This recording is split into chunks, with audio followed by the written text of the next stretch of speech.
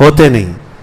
उसकी एक वजह है, सैयदना खालिद बिन वलीद रज़ी अल्लाह ताला अन्हु ईसाइयों ने एक बार पकड़ लिया था और कहा तुम सही मजहब पर हो, हक मजहब पर हो, तो आओ चलो हम भी टेस्ट कर लेते हैं। कहा चलो। हजरत खालिद बिन वलीद के सामने जो मामला था वो क्या था, ईसाई आए और एक ऐसा खतरनाक जहर ला करके रखा, ऐसा खतरनाक जहर जिसको छूने से चमड़ी निकल जाती थी। अगर वो जहर लग जाए तो चमड़ी निकल जाएगी, इतना खतरनाक जहर। ईसाइयों ने कहा कि चलो इस जहर को रखते हैं और हम दोनों देखते हैं, अल्लाह का नाम लेते हैं। हजरत खालिद बिन वलीद ने कहा यकीन है मुझे, मैं मेरे रब का नाम लेकर जहर उठाकर पी लूंगा, तुम्हें भी पीना होगा। हजरत खालिद बिन वलीद को उन्होंने कहा ठीक है तुम पहले करो। हजरत खालिद बिन वलीद ने बिस्मिल्लाहिर्रहमानिर्रहीम पढ़ा और उठाकर पूरा जहर पी लिया।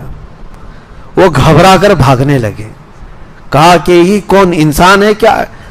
और बहुत देर तक देखते रहे कि कुछ तब्दील होगा कि नहीं होगा। कहां से तब्दील होता, वो खालिद बिन वलीद सैफुल्लाहिल मसलूल है। कुछ नहीं हुआ, अल्लाह के नाम से पिया। ईसाइयों ने कहा कि ये कुछ जादू कर दिया तुमने, हो सकता है ये जादू होगा शीशी पर या बोतल पर। हजरत खालिद बिन वलीद ने कहा पूरा नहीं, जो बचा है उसमें वही चाट लो जो बचा है। लेकिन उनमें से किसी की हिम्मत और ताकत नहीं हो सकी कि उस जहर को चख भी सके। हर जमाने में यह हुआ है। अजीज़ान गिरामी वक़ार, आग में जाने का जो मुबाहले का मामला है, यह भी कोई पहली मर्तबा नहीं था। लोग मुझे आज पूरी दुनिया में तकरीबन इसी नाम से जानते भी। नबी पाक सल्लल्लाहु ताला अलैहि वसल्लम की इज्जत की बात थी, हमने मुबाहले का ऐलान किया था। और जाहिर सी बात है कोई प्री प्लान और मंसूबा बंदी नहीं होती, ये जज्बात होते हैं, ये ईमानी तकाजा होता है। हमने बहुत दिनों तक देखा इनको डिबेट करने का कोई मसला ही नहीं, और इनके मैदान है, इनका मेज है, इनके टट्टू हैं, इनका मीडिया है, जिसको चाहे लड़ाते रहें। इसके लिए हमने कहा था सीधी सी बात है कि आओ मैदान में उतरते हैं, कोई मीडिया वाला आए ना आए, हम भी उतर करके आग में चलते हैं, तुम भी उतर करके आओ, देखा जाएगा। मेरे अजीजों, ये कोई उस वक्त की कोई लफ्ज़ी या पकाई नहीं। अल्हम्दुलिल्लाह उस ऐलान पर आज भी मैं बरकरार हूं, आज भी आखिरी सांस तक हम बरकरार हैं उस चीज पर। हमारे दीन पर हमें यकीन है। मुझे मेरी जात पर नहीं, मेरे रब की जात पर यकीन है, और मेरे नबी के सच्चे होने पर हमारे वजूद से ज्यादा यकीन है, हमारे वजूद से ज्यादा यकीन है। यह जरूरी नहीं कि हम बहुत पाकीज़ा लोग हैं, बहुत बड़े वली हैं या परहेजगार हैं, नहीं, हमें हमारी तरफ कोई यकीन नहीं है, लेकिन अल्लाह की जात पर यकीन है।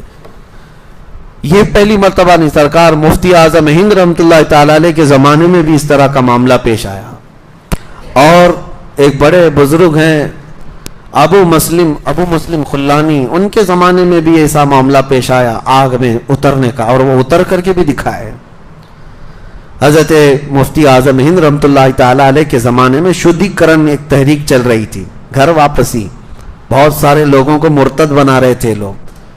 तब एक बहुत बड़े पंडित और स्वामी को उन्होंने चैलेंज किया था आगरा की सरजमीन पर कि एक बहुत बड़ी कढ़ाई तेल में पक रही थी और आग लगी हुई थी। मुफ्ती आजम हिंद रहमतुल्लाह ताला अलैह और शेर बेशे अहले सुन्नत अल्लामा हशमत अली खान रहमतुल्लाह अलैह, ये दोनों थे। और जो स्वामी था, जो पंडित था, वो बकवास किए जा रहा था।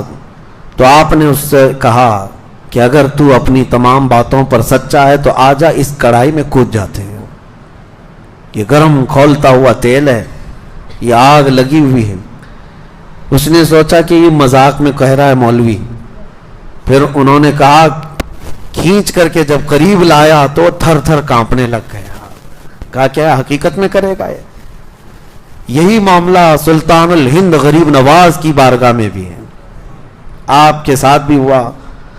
एक मर्तबा एक पुजारी बैठा हुआ था, आग की पूजा कर रहा था। गरीब नवाज रज़ियल्लाहु ताला अन्हु ने रुक करके कहा कि जरा इसमें हाथ डालो जो तुम्हारा खुदा है। उसने कहा ये तो जलाएगी। कहा इतने साल से इबादत कर रहे हो फिर भी जलाएगी? तो सरकार गरीब नवाज ने जब ये कहा तो पुजारी ने कहा ये सब फलसफा, ये मंतिक चलना छोड़ दो, आग का असर है, जलाना वो जलाती है। गरीब नवाज ने फरमाया नहीं, आग का असर जलाना है लेकिन बगैर हुक्म खुदा के नहीं जलाती, मेरे खुदा के हुक्म के बगैर नहीं जलाती। तो उसने कहा अगर तुम अपनी बातों पर इतने पक्के हो तो तुम ही हाथ डाल दो। उसकी गोद में एक बच्चा रखा हुआ था, सरकार गरीब नवाज ने उसका बच्चा भी उठा लिया और खुद आग में चले गए।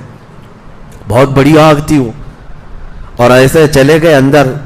वो वावेला मचाने लगा, चिल्लाने लगा कि ये दुर्वेश गया तो गया, मेरा बच्चा भी लेके गया। बहुत देर तक वो बाहर नहीं आए, कई लोगों को उसने जमा कर लिया, बहुत सारे लोग देखने आए। काफी देर के बाद सरकार गरीब नवाज उस बच्चे के साथ अपना जुब्बा झाड़ते हुए बाहर तशरीफ लाया। कुछ भी नहीं था। बच्चे को लेकर के उसने देखा तो माथा भी ठंडा है, जिस्म भी ठंडा है, सब पकड़ करके देखो तो आग का कोई असर ही नहीं। बच्चा तो गरीब नवाज का नहीं था, बच्चा उसी का था। सरकार गरीब नवाज रदी अल्लाह ताला अन्हु ने साबित कर दिखाया। आग में वो हक्कानियत साबित करने के लिए, अपनी करामत नहीं, अल्लाह की वहदानियत और इस्लाम की हक्कानियत साबित करने के लिए गए और वापस आए। लेकिन साथ में ये भी बता दिया जो उनके दामन से वाबस्ता होता है, वो चाहे किसी का भी बच्चा हो, अल्लाह उसे भी महफूज रखता है। इसीलिए हमारे नारे क्या होते हैं? गौस का दामन, ये बोलते हैं ना, ख्वाजा का दामन। क्यों कहते हैं हम? इसीलिए कि उन दामनों से लगे रहेंगे, दुनिया की आग से भी महफूज और आखिरत की आग से भी इंशाअल्लाह महफूज रहेंगे। ये आयत मुबाहला। सेकेंड चीज मैंने आपको बता दी, मुबाहला क्या होता है? मुबाहला हक की इजहार के लिए बातिल और हक के दरमियान एक ऐसा मुकाबला कि दोनों अपने अपने खुदाओं को पुकारें और अल्लाह रब्बुल इज्जत हक को जाहिर फरमाता है।